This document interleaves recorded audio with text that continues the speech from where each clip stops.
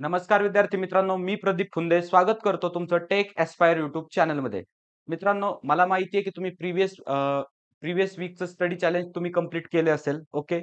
आज आपण पाहणार आहोत की आपला नेक्स्ट जो अपकमिंग वीक असणार आहे, जो आपला असणार आहे वीक 5, तर त्याच्यासाठी आपल्याला कोणते चॅप्टर्स करायचे आहेत. ओके. तुम्ही व्यवस्थितरित्या अभ्यास करताय. मला खूप सारे मेसेजेस येत आहेत, खूप खूप सारे फोन कॉल्स येत आहे की तुमच्या या सीरीजचा खूप फायदा होतोय. ओके. जर तुम्ही हा फायदा घेत असाल, तर तुमच्या मित्रांसोबत ही आपली सीरीज किंवा आपलं चॅनल त्यांना शेअर करा, जेणेकरून त्यांना या गोष्टीचा फायदा मिळेल. ओके. तर टाईम न घालवता आपण सुरू करूया आपल्या स्टडी प्लॅनसाठी. ओके. तर मित्रांनो, आज आहे 5 नोव्हेंबर. ओके. तुम्ही हा व्हिडिओ पाहताय. त्याच्यानंतर हे आपलं स्टडी चॅलेंज किंवा कुठपर्यंत असणार आहे आपला हा वीक, तर 12 नोव्हेंबरपर्यंत. 12 नोव्हेंबरला तुम्हाला नेक्स्ट व्हिडिओ मिळेल. ओके. तर या वीकमध्ये आपण काय करणार आहे, की 12चं जे आपलं फिजिक्स आहे, ओके, 12चं जे आपलं फिजिक्स आहे, तर त्याचे आपण एक चॅप्टर कव्हर करणार आहे फिजिक्सचा. ओके. त्याच्यानंतर केमिस्ट्रीचा आपण 2 चॅप्टर्स कव्हर करणार आहे. त्याच्यानंतर मॅथेमॅटिक्सचा आपण 1 चॅप्टर कव्हर करणार आहे. बरोबर? त्याच्यानंतर ना 11चा आपण कोणता पोर्शन करणार आहे? तर 11चा आपण फिजिक्समध्ये 1 पॉइंट कव्हर करणार आहे, 1 टॉपिक. त्याच्यानंतर मॅथेमॅटिक्समध्ये 1 टॉपिक कव्हर करणार आहे. ओके. पण केमिस्ट्रीचं का नाही करणार? कारण ऑलरेडी केमिस्ट्रीचे आपण 12चे 2 चॅप्टर्स करतोय. बरोबर? स्टडी बॅलन्स व्हायला पाहिजे. तुमच्यावरही जास्त लोड येता कामा नये. ओके. त्याच्यामुळे हे आपण करतोय. आणि आपलं चॅलेंज आहे, की आपण 31 डिसेंबर 2025 पर्यंत तुमचा पूर्ण सिलेबस संपवणार आहोत. हा याच्यामधील वीक 5 आहे. ओके. जर तुम्ही इथून मागचे जर व्हिडिओ पाहिले नसेल, नवीन कोणी जर जॉइन झालं असेल, तर वीक 1 पासून स्टार्ट करा. ओके. ठीक आहे. थोडासा डिले होईल. जानेवारीमध्ये तुम्हाला 2-3 वीक एक्स्ट्रा करावं लागेल. पण काही हरकत नाही. जर सुरू केलं नसेल, आत्ताच सुरू करा आणि वीक 1 पासून सुरू करा. या व्हिडिओच्या डिस्क्रिप्शनमध्ये मी पूर्ण प्लेलिस्टची लिंक तुम्हाला प्रोव्हाईड करतोय. तुम्हाला वीक 1 पासनं तर वीक 5 पर्यंत पूर्ण व्हिडिओज पाहायला भेटतील आणि आपल्या वीक 12 पर्यंत म्हणजे याच्या आपल्याला 12 आठवडे होत आहेत. वीक 12 पर्यंत तुम्हाला व्हिडिओ मिळणार आहेत. ओके. आपण पाहूया की नक्की कोणते चॅप्टर्स आपल्याला कव्हर करायचे आहेत. तर लक्ष द्या. आपल्याला पहिला चॅप्टर्स कव्हर करायचा आहे. ओके. फिजिक्सचा. तो म्हणजे वेव्ह ऑप्टिक्स. 7 नंबरचा आपला चॅप्टर आहे फिजिक्सचा. याच्या अगोदरचे आपण चॅप्टर्स कव्हर केलेत. ओके. तर वेव्ह ऑप्टिक्समध्ये इम्पोर्टंट कन्सेप्ट अशा काय आहेत? सगळ्या चॅप्टरचे ते इम्पोर्टंट आहे. हायजिन्स थिअरी, त्याच्यानंतर रिफ्लेक्शन आणि रिफ्रॅक्शन याच्यातला डिफरन्स तुम्हाला माहीत पाहिजे आणि ॲक्चुअल फिनोमिना तुम्हाला माहिती पाहिजे, की लाईटचं रिफ्लेक्शन म्हणजे काय असतं आणि लाईटचं रिफ्रॅक्शन म्हणजे काय असतं. एकदा कन्सेप्ट जर तुम्हाला समजली, न्यूमेरिकल असेल, कन्सेप्च्युअल बेस्ड क्वेश्चन असतील किंवा थिअरी बेस्ड क्वेश्चन असतील, तुम्हाला ईझी ते येणार. ओके. त्याच्यामुळे माहिती तुम्हाला लक्षात काय पाहिजे, तर कन्सेप्ट तुम्ही याच्या क्लिअर करा. त्याच्यानंतर इंटरफेरन्स ऑफ लाईट सगळ्यात इम्पोर्टंट टॉपिक आहे, की लाईटचा इंटरफेरन्स कसा असतो. ओके. तो फिनोमेना तुम्ही पहा. वाटल्यास तुम्ही ॲनिमेशनने समजून घ्या. तुम्ही YouTubeवर वगैरे सर्च केलं इंटरफेरन्स ऑफ लाईट ॲनिमेशन वगैरे, तर तुम्हाला ॲनिमेशनच्या याच्यामध्ये तुम्हाला खूप समजायला सोपं जाईल आणि तुमच्या लक्षात पण राहील. ओके. त्याच्यानंतर डिफ्रॅक्शन तुम्हाला समजून घ्यायचंय आणि महत्त्वाचं म्हणजे काय, तर न्यूमेरिकल्स. ओके. आता हा जर आपण टॉपिक पाहिला, तर याच्यामध्ये थिअरी पण आहे आणि न्यूमेरिकल्स पण आहेत. आपण जर पी-वाय-क्यू याच्या अगोदरचे याचे जर पाहिले, तर पी-वाय-क्यूमध्ये जास्त करून न्यूमेरिकल्सवर क्वेश्चन आलेले आहेत. त्याच्यामुळे तुम्हाला काय करायचं, की तुमच्या बुकमध्ये ओके, आपल्या टेक्स्ट बुकमध्ये जेवढे पण काही न्यूमेरिकल्स आहेत, तर तेवढे पूर्ण सॉल्व्ह करायचे आहेत. बरोबर? त्याच्यानंतर मिसलेनियस एक्सरसाइजमधले पूर्ण न्यूमेरिकल्स तुम्हाला सॉल्व्ह करायचे आहेत आणि हे सगळं करून झाल्याच्या नंतर ना तुम्हाला तुम्ही जे समजा रेफरन्स बुक यूज करताय, ओके, ते टार्गेट पब्लिकेशन असो किंवा ब्रह्मास्त्र असो, तर त्यांचं तुम्हाला रेफरन्स घ्यायचा आहे. पण अगोदर प्रायोरिटी द्यायची आपल्या टेक्स्ट बुकला. तर अशा पद्धतीने तुम्ही वेव्ह ऑप्टिक्स कव्हर कराल. ओके. त्याच्यानंतरचा आपला चॅप्टर आहे केमिकल कायनेटिक्स. आता आपण फिजिक्ससाठी एकच चॅप्टर कव्हर करणार होतो आणि केमिस्ट्रीसाठी आपण 2 चॅप्टर कव्हर करणार आहे. बरोबर? तर त्याच्यातला 6 नंबरचा आपला चॅप्टर आहे केमिकल कायनेटिक्स. आता केमिकल कायनेटिक्स तसं जर पाहायला गेलं, तर थोडासा काही जणांना हा टफ जातो बरं का. केमिकल कायनेटिक्स काही जणांना टफ जातो. कारण कसं अरेनियस इक्वेशन वगैरे खूप सारे प्रॉब्लेम्स असतात. बरोबर? पण काही जणांना हा खूप सोपा जातो. ओके. ते कशामुळे सोपा जातो? कारण कन्सेप्ट क्लिअर करून घेतल्यामुळे. बरोबर? आता याच्यामध्ये तुम्हाला काय पाहायचंय? ऑर्डर आणि मॉलिक्युलरिटी ऑफ रिएक्शन. ओके. त्याच्यानंतर इंटिग्रेटेड रेट लॉ याच्यावर पण बरेचसे न्यूमेरिकल्स आपल्याला पाहायला मिळतात. ओके. त्याच्यानंतर खूप आणि महत्त्वाचं इम्पोर्टंट ओके, सगळ्यात इम्पोर्टंट म्हणजे काय? तर अरेनियस इक्वेशन. अरेनियस इक्वेशनमध्ये बुक्समध्ये जेवढे न्यूमेरिकल्स आहेत, ते तेवढे तुम्हाला नोट डाउन करायचे ते व्यवस्थितरित्या तुम्हाला सॉल्व्ह करायचे त्याच्यानंतरनं पी-वाय-क्यूज वगैरे पाहिजेत. मोस्ट ऑफ पी-वाय-क्यूज हे अरेनियस इक्वेशनवर आहेत. ओके. त्याच्यानंतरनं काय तर ग्राफ बेस्ड क्वेशन्स जे आहेत बुक्समध्ये किंवा पी-वाय-क्यूमध्ये, तर ते तुम्हाला परफेक्ट करायचे आहेत. जास्त चान्सेस असतात, की अरेनियस इक्वेशन आणि ग्राफ बेस्ड क्वेशनवर तुम्हाला प्रश्न विचारले जाण्याचे. ओके. आणि त्याच्यानंतर एक इम्पोर्टंट टॉपिक म्हणजे काय half cycle sorry half life of reaction, तर हे तुम्हाला व्यवस्थित करायचंय. केमिकल कायनेटिक्समध्ये एवढे इम्पोर्टंट टॉपिक्स आहेत. तसं जर पाहायला गेलं तर हा चॅप्टरच खूप इम्पोर्टंट आहे. याचं वेटेज ठीक-ठाक आहे सीईटीमध्ये.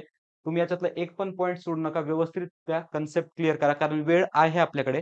1 आठवडा आहे आणि 1 आठवड्यात आपल्याला 5 चॅप्टर कव्हर करायचे ओके. त्याच्यामुळे एका दिवसापेक्षा जास्त आपल्याला वेळ एका चॅप्टरला मिळतोय आणि व्यवस्थित जर तुम्ही मन लावून कंटिन्यूटी ठेवून जर केलं, तर व्यवस्थितरित्या तुमचं होऊ शकतंय. ओके.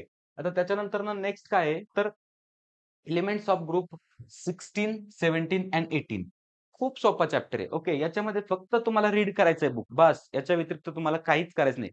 टेक्स्ट बुक घ्या. एक वेळेस नाही समजलं तर 2 वेळेस तुम्ही रीड करा. पण व्यवस्थित रीड करा. त्याच्यानंतर रीड केल्याच्यानंतर नोट्स काढा. कारण याच्यात अवघड असं काहीच नाहीये. ओके. तुम्हाला फक्त कॅरेक्टरिस्टिक्स वगैरे, प्रॉपर्टीज वगैरे याच पाहिजेत. याच्या व्यतिरिक्त याच्यामध्ये काहीच नाही. फक्त काय करा, जस्ट रीड द बुक. तुमचं बुक जे आहे तर ते व्यवस्थितपणे रीड करा. त्याच्यानंतर पी-वाय-क्यूज पहा. आता पी-वाय-क्यूज आपण जर समजा थिअरी कन्सेप्ट जर पाहायला गेलं ना, तर थिअरी कन्सेप्टमध्ये भरपूर साऱ्या गोष्टी असतात, की ज्या पी-वाय-क्यूजमध्ये असतात. बरोबर? तेच-तेच क्वेशन रिपीट होत राहतात. त्याच्यामुळे तुम्ही ते एकदा परफेक्ट करा. फर्स्ट ऑफ ऑल तुम्ही बुक रीड करा. व्यवस्थित एकदा चॅप्टरचं पूर्ण गो थ्रू करा. ओके. आणि त्याच्यानंतर ना पी-वाय-क्यूज सॉल्व्ह करा. ओके. तर नेक्स्ट काय आहे, तर इम्पोर्टंट चॅप्टर डेफिनाइट इंटिग्रेशन मॅथ्सचा. ओके. आणि आपण हा एकच चॅप्टर घेतोय. आता आपण प्रिव्हियस वीकमध्ये इनडेफिनाइट इंटिग्रेशन पाहिला होता, बरोबर? जर तुम्ही तो चॅप्टर परफेक्ट केला नसेल, तर तुम्ही तो चॅप्टर परफेक्ट एकदा करा. ठीक आहे. एक दिवस स्पेशल त्या चॅप्टरसाठी काढा. कारण खूप इम्पोर्टंट तो चॅप्टर आहे. जर तो चॅप्टर तुमचा जर परफेक्ट असेल, इनडेफिनाइट इंटिग्रेशन, तरच तुम्ही याला हात घाला. ओके. तरच तुम्ही हे करायला घ्या. अन्यथा नाही. तुम्ही एकदा तो चॅप्टर परफेक्ट करा. इंटिग्रेशनचे जेवढे फॉर्म्युले आहेत ते तुम्हाला परफेक्ट आले पाहिजे. यू डॉट व्ही रूल असेल, यू अपॉन व्ही रूल असेल, शॉर्ट ट्रिक्स असतील इंटिग्रेशनच्या किंवा लिएट रूल असेल, तर हे सगळ्या गोष्टी तुम्हाला परफेक्ट आल्या पाहिजेत. ओके. जर तुम्हाला या सगळ्या गोष्टी परफेक्ट येत असेल, तरच हा चॅप्टर करायला घ्या. ओके. आता इनडेफिनाइट इंटिग्रेशन म्हणजे काय? तिथं लिमिट वगैरे नसतं आपल्याला, बरोबर? पण डेफिनाइट इंटिग्रेशनमध्ये आपल्याला लिमिट पुट करायला लागतं. लिमिट म्हणजे काय? तर या पद्धतीने. ओके. तर या पद्धतीने ए, बी हे झालं अप्पर लिमिट, हे झालं लोअर लिमिट आणि इथं तुमचं असणार function f of x dx. तर या पद्धतीने तुम्हाला लिमिट पुट करायला लागतं. ओके. तर याच्यामध्ये तुम्हाला काय करायचं की definite integral as a limit of a sum, then fundamental theorem of integral calculus and the method of evaluation and properties of definite integration. म्हणजे थोडक्यात काय, जर आपण सारांश जर पाहिला या चॅप्टरचा, तर या एका पेजमध्ये तुमचा पूर्ण चॅप्टर कव्हर होतोय. पेज नंबर आहे 174 पेज नंबर आहे. तर एका पेजमध्ये पूर्ण चॅप्टर तुमचा कव्हर होतोय. या ठिकाणी जर तुम्ही पाहिलं तर fundamental theorem of integral calculus, integration a to b f of x dx is equals to g of b minus g of a, या पद्धतीने तुम्हाला लिमिट पुट करायचं आहे. आणि त्याच्यानंतर हा जो पूर्ण चॅप्टर आहे, त्याच्यामध्ये 8 प्रॉपर्टीज आहेत. तर या पूर्ण प्रॉपर्टीज तुम्हाला लर्न करायच्यात. ओके. Property 1 to property 8. वाटल्यास तुम्ही याचा स्क्रीनशॉट घ्या किंवा तुमच्या बुकमध्ये हे अवेलेबल आहेच. तर या पद्धतीने तुम्हाला करायचंय. त्याच्यानंतर रिडक्शन फॉर्म्युला याच्यामध्ये प्रोव्हाईड केलेला आहे. तर सर्व गोष्टी तुम्हाला एकदम व्यवस्थितरित्या कंप्लीट करायच्यात. ओके. तर हे तुम्ही ॲज अ रेफरन्स किंवा शॉर्ट नोट्स म्हणून वापरू शकता. पण तत्पूर्वी तुम्हाला पी-वाय-क्यूज वगैरे जे याच्यामध्ये आलेले आहेत डेफिनेट इंटिग्रेशनमध्ये ते करा.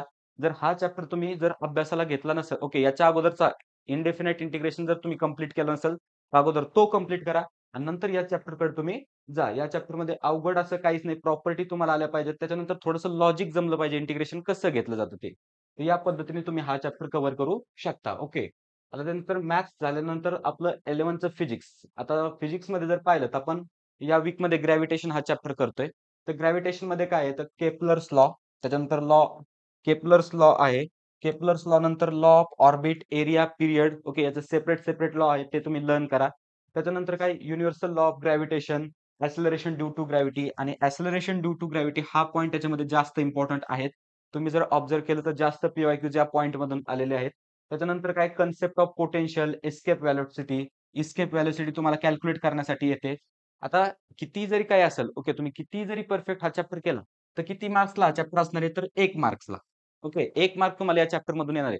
त्याच्यामुळे जर तुमचं 12th कंप्लीट झालेलं नसेल, जर तुमचं 12thचा भरपूर जर सिलेबस राहिला असेल, तर तुम्ही एकदा 12th कंप्लीट करा आणि नंतर 11th वर या. आणि जर तुम्हाला पॅरलली करायला जर जमत असेल, तर तुम्ही करू शकता. काही प्रॉब्लेम नाही. ओके. तर तुम्ही पहा ग्रॅव्हिटेशन आपला या पद्धतीने कंप्लीट होतो. त्याच्यानंतर आपला लास्टचा चॅप्टर म्हणजे या वीकचा लास्टचा चॅप्टर आहे कॉम्प्लेक्स नंबर. आता कॉम्प्लेक्स नंबर आपण जर पाहायला गेलं तर खूप कन्सेप्च्युअल चॅप्टर आहे. तर सगळ्यात पहिले तुम्हाला जमलं पाहिजे what is a complex number. Complex number म्हणजे काय असतो, की जो number A plus I B या फॉर्मॅटमध्ये असतो. म्हणजे हा इमॅजिनरी पार्ट असतो हा रिअल पार्ट असतो. तर याला आपण काय म्हणतो? Complex number. First of all ते तुम्हाला आलं पाहिजे, माहिती पाहिजे. त्याच्यानंतर algebra of complex number, addition, multiplication, subtraction, division, complex नंबरचे तुम्हाला आले पाहिजे. पण सीईटीमध्ये एवढे बेसिक क्वेश्चन तुम्हाला विचारले जात नाही. ओके.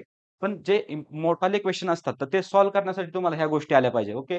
त्याच्यानंतरनं काय आहे, तर geometrical representation of complex number हे सीईटीमध्ये काही येत नाही. महत्त्वाची कन्सेप्ट याच्यामध्ये जी आहे, ती म्हणजे polar and exponential form of complex number. तर याच्यावर सीईटीमध्ये डेफिनेटली क्वेश्चन असतो. मॅक्सिमम एकच क्वेश्चन किंवा एकाच मार्काचा क्वेश्चन याच्यामध्ये सॉरी 2 मार्कचा क्वेश्चन याच्यामध्ये येणार आहे. त्याच्यामुळे हा चॅप्टरला तुम्ही थोडं विशेष लक्ष द्या. कारण पोलार आणि exponential form of complex number याच्यावर डेफिनेटली क्वेश्चन असतो म्हणजे असतोच. त्याच्यामुळे तुम्हाला हा पॉइंट परफेक्ट करायचा आहे. आणि अजून एक महत्त्वाची गोष्ट म्हणजे डी मॉरिस थेरम याच्यावर सुद्धा क्वेश्चन पाहायला मिळाले. त्याच्यामुळे हे 2 पॉइंट व्यवस्थित करा. पण हे 2 पॉइंट जमण्यासाठी तुम्हाला हे पॉइंट्स आले पाहिजेत, बरोबर? त्याच्यामुळे काय करायला लागेल, की तुम्हाला हा चॅप्टर व्यवस्थितरित्या लर्न करायला लागेल. म्हणजे अशा रीतीने आपण किती चॅप्टर्स पाहिले, तर फिजिक्स, 12th फिजिक्सचा 1 चॅप्टर, केमिस्ट्रीचे 2 चॅप्टर, मॅथेमॅटिक्सचा 1 चॅप्टर, त्याच्यानंतर 11च्या फिजिक्सचा 1 चॅप्टर तो ग्रॅव्हिटेशन आणि त्याच्यानंतर मॅथेमॅटिक्सचा कॉम्प्लेक्स नंबर. तर अशा रीतीने आपण total 5 chapter okay. Total 6 chapters आपण या वीकमध्ये कव्हर करणार आहोत. ओके. आणि नेक्स्ट जे आपलं चॅलेंज असणार आहे, तर ते 12 नोव्हेंबरला आपला सकाळी व्हिडिओ येईल. ओके. तुम्ही नंतरनं तो व्हिडिओ येईपर्यंत या व्हिडिओमध्ये जेवढं चॅलेंज दिलंय तेवढं कंप्लीट करायचं आणि त्यानंतर तो व्हिडिओ आल्यावर त्या व्हिडिओमधलं चॅलेंज कंप्लीट करायचं. असं जर आपण कंप्लीट करत गेलो, तर 31 डिसेंबरपर्यंत आपला पूर्ण सिलेबस कव्हर होईल. ओके. आणि त्याच्यानंतर आपण रिव्हिजन आणि टेस्ट सीरीज आपण हे करणार आहोत, कंडक्ट करणार आहोत. मग त्या पद्धतीने तुमची प्रिपरेशन होऊन जाईल. ओके. आता एक मेंटॅलिटी आपल्याला चेंज करायची आहे, की समजा सध्या जे न्यूज चालली आहे, की M-S-T-C-T twice in a year. माझं तुम्हाला सांगणं आहे, की तुमचा अभ्यास अशा पद्धतीने ठेवा, की 31 डिसेंबर नंतर 1 जानेवारीला जरी पेपर असेल, तर तुम्ही त्याला व्यवस्थितरित्या पार करू शकता. अशा पद्धतीने माइंडसेट ठेवा आणि अशा पद्धतीने काम करा. जर अशा पद्धतीने तुम्ही अभ्यास केला, तर 100% तुम्ही सी-ओ-ई-पी असेल, पी-आय-सी-टी असेल, तर यासारख्या कॉलेजेसमध्ये जाऊ शकता. ओके. तर नेक्स्ट व्हिडिओची वाट पहा. तोपर्यंत हे चॅलेंज कंप्लीट करा. जर हा व्हिडिओ तुम्हाला आवडला असेल, तर व्हिडिओला लाईक करा. त्यासोबत मित्र-मैत्रिणींपर्यंत हा व्हिडिओ शेअर करा, जेणेकरून त्यांनाही या चॅलेंजचा आपल्या सीरीजचा फायदा घेता येईल. आणि महत्त्वाचं म्हणजे आपलं चॅनल तुम्हाला एम-एस-टी-सी-टीच्या प्रिपरेशनपासनं थेट एम-एस-टी-सी-टीच्या काउन्सिलिंगपर्यंत म्हणजे इंजिनिअरिंग कॉलेजमध्ये तुम्ही जाईपर्यंत तुमच्या सोबत असणार आहे. त्याच्यामुळे आपल्या चॅनलला सबस्क्राईब करा. तर ठीक आहे मित्रांनो, भेटूया नेक्स्ट व्हिडिओमध्ये अशाच एका इन्फॉर्मेटिव्ह टॉपिक सोबत.